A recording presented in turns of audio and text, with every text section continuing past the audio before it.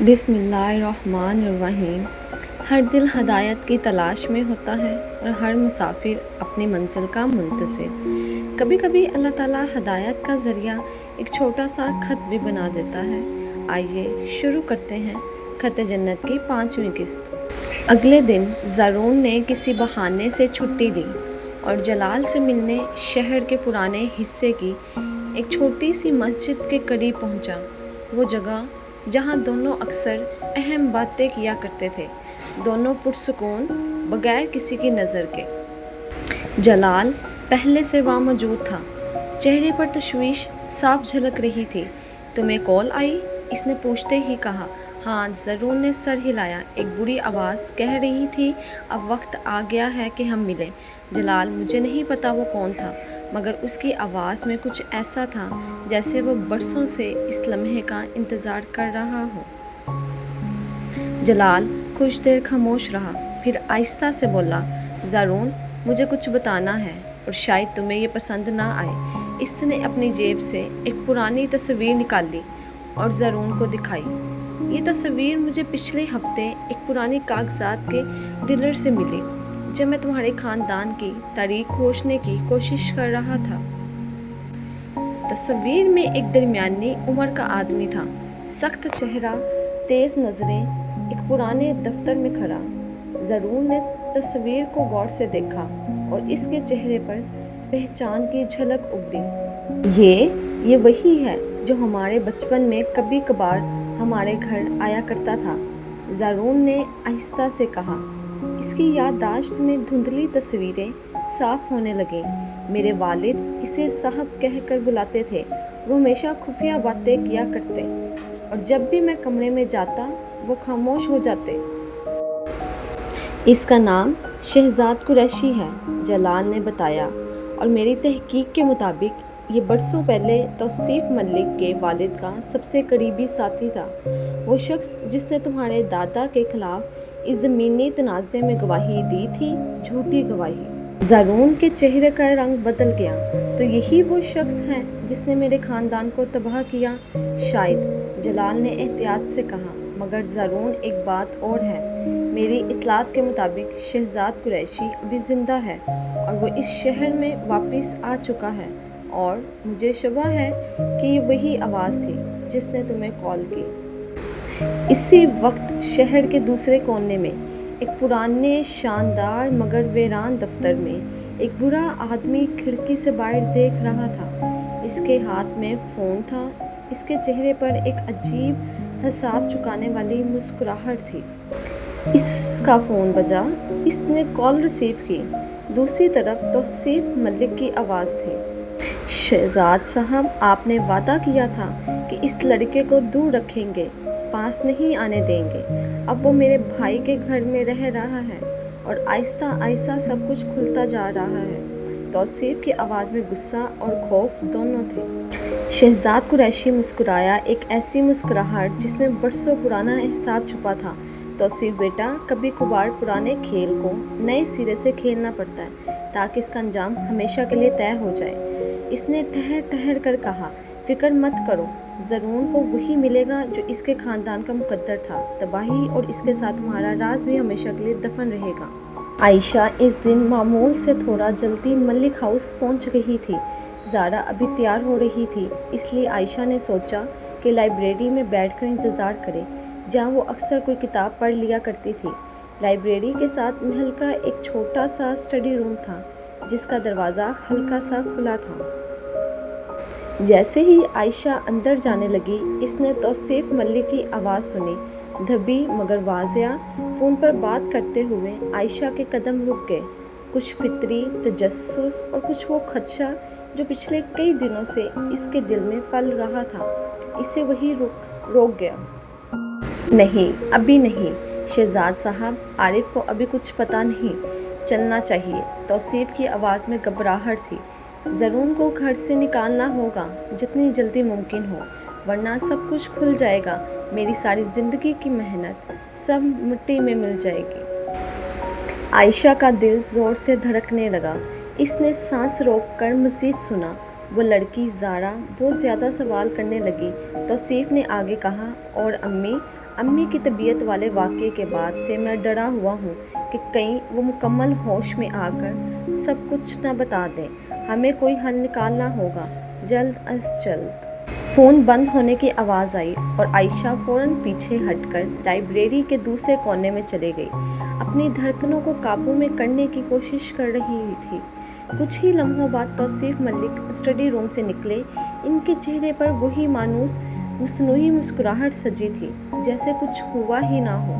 عائشہ بیٹی یہاں اکیلی؟ انہوں نے پوچھا۔ جی، بس زارا کا انتظار کر رہی ہوں، عائشہ نے مشکل سے اپنی آواز کو نارمل رکھتے ہوئے کہا۔ توصیف نے سر ہلایا اور آگے بڑھ گئے، مگر عائشہ کا دل جانتا تھا اس نے ابھی جو سنا ہے وہ کسی معمولی بات کا حصہ نہیں تھا۔ کچھ دیر بعد جب زارا نیچے آئی، عائشہ نے اسے فوراً ایک طرف کھینچ لیا۔ زارا، مجھے تم سے کچھ بہت ضروری بات کرنی ہے ابھی۔ نے سرگوشی میں پوری بات بتا دی۔ توصیف کی گفتگو، شہزاد صاحب کا نام اور زرون کو گھر سے نکالنے کی سازش۔ زارا کا چہرہ سنتے سنتے سفید پڑ گیا۔ یہ ناممکن ہے، اس نے سر ہلاتے ہوئے کہا، مگر اس کی آواز میں یقین کم اور خوف زیادہ تھا۔ تایا جان، ایسا کیوں کریں گے؟ مجھے نہیں معلوم زارا، عائشہ نے سنجیدگی سے کہا، مگر جو کچھ میں نے سنا وہ صاف بتا رہا تھا کہ وہ کسی بڑے راز کو دبانے کی کوشش کر رہے ہیں، اور اس راز کا تعلق زارون سے اور شاید تمہاری دادی سے بھی ہے۔ زارا کچھ دیر خاموش کھڑی رہی۔ اس کے ذہن میں تمام ٹکڑے دادی کے بے ہوشی کی باتیں، پرانا خط، وہ فائل جو اس نے دیکھی تھی، ایک ساتھ جڑنے لگے، ایک ایسی تصویر بناتے ہوئے جس سے وہ خود بھی خوف زدہ ہو گئی۔ مجھے زرون کو خبردار کرنا ہوگا، اس نے فیصلہ کن لہجے میں کہا، چاہے کچھ بھی ہو۔ زارا نے وہ رات زرون کو خبردار کرنے میں گزار دی، سب کچھ بتا دیا جو عائشہ نے سنا تھا۔ زرون نے خاموشی سے سنا، اس کے چہرے پر حیرت کا کوئی نشان نہ تھا، جیسے وہ پہلے سے جانتا ہو کہ توصیف اس کے خلاف کچھ کر رہا ہے۔ شکریہ مس زارا، اس نے کہا، اس بات کے لیے کہ تم نے مجھے بتا دیا۔ یہ ثابت کرتا ہے کہ وہ ایک لمحے کے لیے رکا، جیسے اپنے الفاظ کو تولنے کی کوشش کر رہا ہو۔ یہ ثابت کرتا ہے کہ تم پر بھروسہ کیا جا سکتا ہے۔ اس مختصر سی بات میں کچھ ایسا تھا جو زارا کے دل کو گرما گیا۔ اس نے پہلی بار محسوس کیا کہ اس کا اعتماد جیتنا کتنا بڑا اعزاز تھا۔ اگلے ہفتے کے آخر میں دادی جنت کی صحت یابی کی خوشی میں، اور شاید اس تناؤ کو کم کرنے کے لیے جو گھر میں پھیل چکا تھا، عارف ملک نے گھر میں ایک چھوٹی سی نعت و قرآن خوانی کی محفل کا اہتمام کیا۔ خاندان کے قریبی افراد، کچھ علماء اور گھر کے ملازمین سب جمع ہوئے۔ زارا، جو ایسی محفلوں میں پہلے کبھی دلچسپی نہیں لیتی تھی، اس بار خود اپنی مرضی سے شریک ہوئی۔ اس نے دیکھا کہ زرون جو محفل کے ایک کونے میں بیٹھا تھا، جب قرآن پاک کی تلاوت شروع ہوئی تو اس کی آنکھیں بند ہوئیں اور چہرے پر ایسا سکون چھا گیا جو زارا نے پہلے کبھی نہیں دیکھا تھا۔ تلاوت ختم ہونے کے بعد ایک بزرگ عالم نے مختصر سا بیان دیا، صبر اور اللہ کی رحمت کے موضوع پر۔ ان کی باتیں سادہ تھیں، مگر زارا کے دل میں گہرائی تک اترتی گئی۔ محفل کے اختتام پر جب سب رخصت ہونے لگے، زارا زرون کے قریب آ کر بیٹھ گئی۔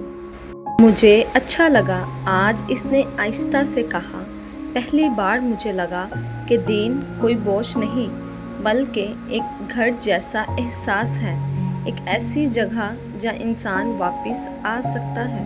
زرون نے مسکراتے ہوئے اسے دیکھا، ایک ایسی مسکراہٹ جو اس کے چہرے پر کم ہی نظر آتی تھی۔ یہی احساس تو میں تمہیں دلانا چاہتا تھا مس زارا، دین کوئی سزا نہیں، یہ ایک دعوت محبت ہے۔ اللہ اپنے بندوں کو ڈرانے کے لیے نہیں बल्कि अपनी तरफ बुलाने के लिए ये रास्ता दिखाता है। जितना इंसान अल्लाह से दूर होता है उतना ही वो अपने आप से भी दूर हो जाता है।